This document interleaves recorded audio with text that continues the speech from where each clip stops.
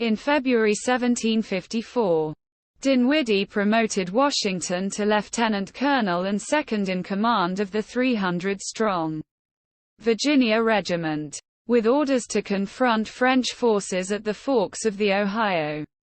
Washington set out for the forks with half the regiment in April and soon learned a French force of 1,000 had begun construction of Fort Duquesne there. In May, having set up a defensive position at Great Meadows, he learned that the French had made camp 7 miles, 11 kilometers, away. He decided to take the offensive. The French detachment proved to be only about 50 men. So Washington advanced on May 28 with a small force of Virginians and Indian allies to ambush them. What took place, known as the Battle of Jumonville Glen or the Jumonville Affair, was disputed, and French forces were killed outright with muskets and hatchets.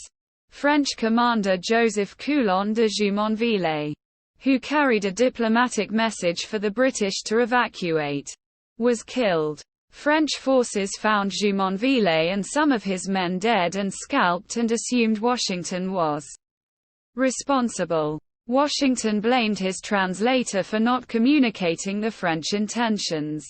Dinwiddie congratulated Washington for his victory over the French.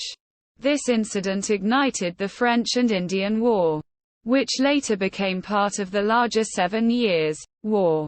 The full Virginia Regiment joined Washington at Fort Necessity the following month with news that he had been promoted to command of the regiment and colonel upon the regimental commander's death. The regiment was reinforced by an independent company of 100 South Carolinians led by Captain James Mackay, whose royal commission outranked that of Washington, and a conflict of command ensued. On July 3, a French force attacked with 900 men, and the ensuing battle ended in Washington's surrender. In the aftermath, Colonel James Innes took command of intercolonial forces. The Virginia Regiment was divided, and Washington was offered a captaincy which he refused, with the resignation of his commission. In 1755, Washington served voluntarily as an aide to General Edward Braddock, who led a British expedition to expel the French from Fort Duquesne and the Ohio country. On Washington's recommendation, Braddock split the army into one main column and a lightly equipped, flying column. Suffering from a severe case of dysentery, Washington was left behind, and when he rejoined Braddock at Monongahela, the French and their Indian allies ambushed the divided army. 2/3 of the British force became casualties, including the mortally wounded Braddock, under the command of Lieutenant Colonel Thomas Gage. Washington, still very ill, rallied the survivors and formed a rear guard, allowing the remnants of the force to disengage and retreat. During the engagement, he had 2 horses shot from under him, and his hat and coat were bullet-pierced.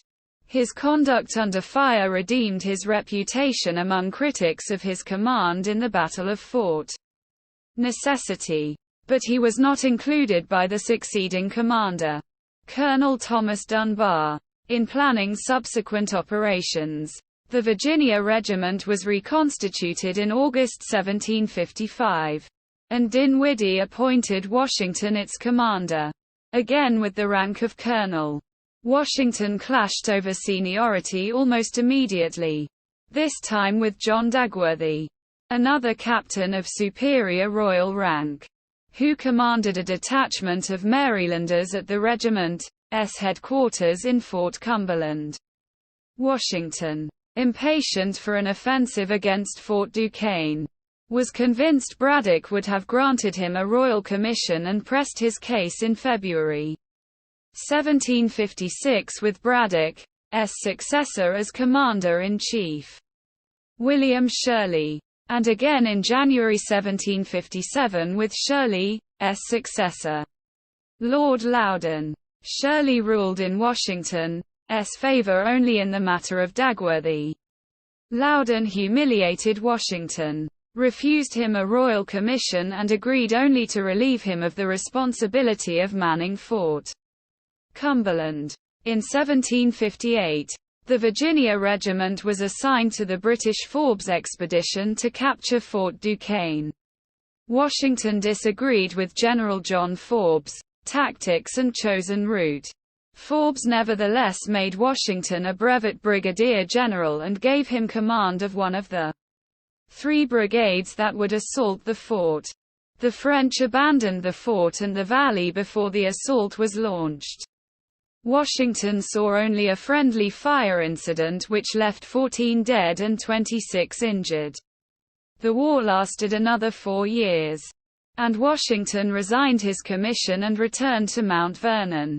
Under Washington, the Virginia Regiment had defended 300 miles, 480 kilometers, of frontier against 20 Indian attacks in 10 months.